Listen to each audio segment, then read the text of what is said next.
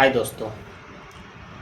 नवाजुद्दीन सिद्दीकी का आंखों की close up shot gang of Wasseypur या वरना राघव से तेज़ी से बदलते हुए उनके बेहतरीन किरदारों की झलक। फैज़ल खान, मांटो, गणेश गायतोंडे। अंत में एक ब्लैक स्क्रीन पर टैक्स आता है। किस्मत मौका देती है पर मेहनत चौंका देती है। सिनेमा की दुनिया में अक्सर हीरो वो होता है जिसका चेहरा सुंदर हो, कद लंबा हो और जिसके पीछे कोई गॉडफादर हो। लेकिन कभी भी एक ऐसा चेहरा सामने आता है जो इन सारे नियमों को तोड़ देता है।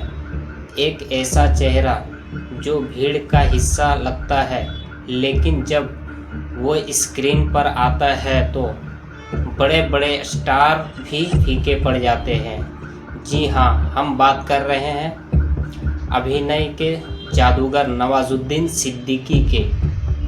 उत्तर प्रदेश के एक छोटे से गांव से निकलकर कान फिल्म फेस्टिवल के रेड कारपेट तक का उनका सफ़र कैसी फिल्मी कहानी से कम नहीं है। आज इस वीडियो में हम बात करेंगे नवाजुद्दीन सिद्दीकी का संघर्ष और सफलता की वो दास्तां जो आपको हार ना मानने की प्रेरणा देगी।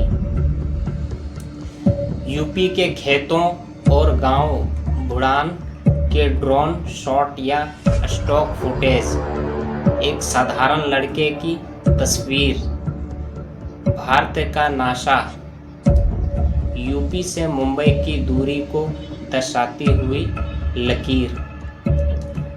कहानी की शुरुआत होती है उत्तर प्रदेश के मुजफ्फरनगर जिले की एक छोटे से गांव बुढ़ान से।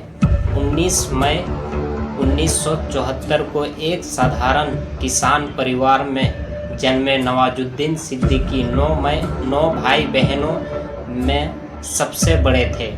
उस वक्त बुढ़ान में ना तो बिजली ठीक से आती थी, ना ही पढ़ने के अच्छे साधन थे, लेकिन नवाज की आंखों में सपने बड़े थे। उन्होंने हरिद्वार से केमिस्ट्री के ग्रेजुएशन तो कर लिया, लेकिन मन कहीं और ही था। वो एक केमिस्ट्री के तौर पर काम करने लगे, लेकिन दिल को सुकून नहीं मिला। फिर वो दिल्ली आए, जहां उन्होंने नाटक प्ले देखे और बस वहीं से उनके अंदर का अभिनेता जाग गया। उन्होंने तय कर लिया कि अब जाना है तो बस नेशनल स्कूल ऑफ ड्रामा में ही जाना है। एनएसडी से पास होने के बाद लगा कि अब तो सब आसान हो जाएगा, लेकिन असली परीक्षा तो अब शुरू होनी थी।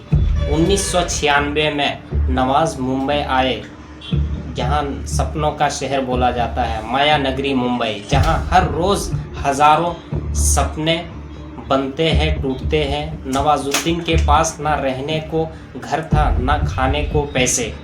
अपने पेट पालने के लिए उन्होंने एक खिलौने के फैक्ट्री में वॉचमैन की काम की। वो घंटों खड़े रहते थे, लेकिन आंखों में बस एक्टिंग का सपना था। जब वो ऑडिशन देने जाते थे तो लोग उनका मजाक उड़ाते थे। कोई कहता था शक्ल देखी है, तो कोई कहता था तुम हीरो नहीं बन सकते। उन्हें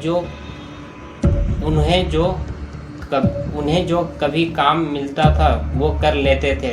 सरफरोश में एक अपराधी का छोटा सा रोल या मुन्ना भाई में जेब केतरे का रोल। वो भीड़ में खड़े रहने वाले जूनियर आर्टिस्ट बनकर रह गए थे। 1-2 साल नहीं, पूरे 12 साल तक उन्होंने सिर्फ रिजेक्शन झेला। कहते हैं ना, भगवान के घर देर है पर अंधेर नहीं। 2007 में फिल्म ब्लैक फ्राइडे से निर्देशकों की नज़र उन पर पड़ी, लेकिन असली धमाका हुआ 2012 में विद्या बालन की फिल्म कहानी में। जब वो कड़क पुलिस ऑफिसर बनकर आए तो लोग हैरान रह गए। और फिर आई वो फिल्म जिसने इतिहास रच दिया, गैंग ऑफ वासेपुर। जी हाँ, हम बात कर रहे हैं वासेपुर। अनुराग कश्यप ने नवाज पर भरोसा जताया और उन्हें फैजल खान बना दिया। जिस इंसान को लोग कहते थे कि वो हीरो नहीं बन सकता, उसी ने जब स्क्रीन पर कहा, जब तक तोड़ेंगे नहीं तब तक छोड़ेंगे नहीं, तो पूरे सिनेमा हॉल में तालियों से गूंज उठा। रातों रात नवाजुद्दीन सिद्दीकी स्टार बन गए।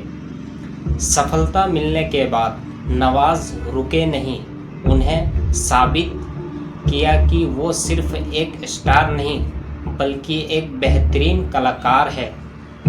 द लेजेंड बॉक्स हो या बदलापुर हो या फिर खूंखार रमन राघव, नवाज हर किरदार को पी जाते थे। नेटफ्लिक्स पे सीरीज स्क्वेड गेम्स में गणेश गायतोंडे बनकर उन्हें पूरे दुनिया में अपनी छाप छोड़ी।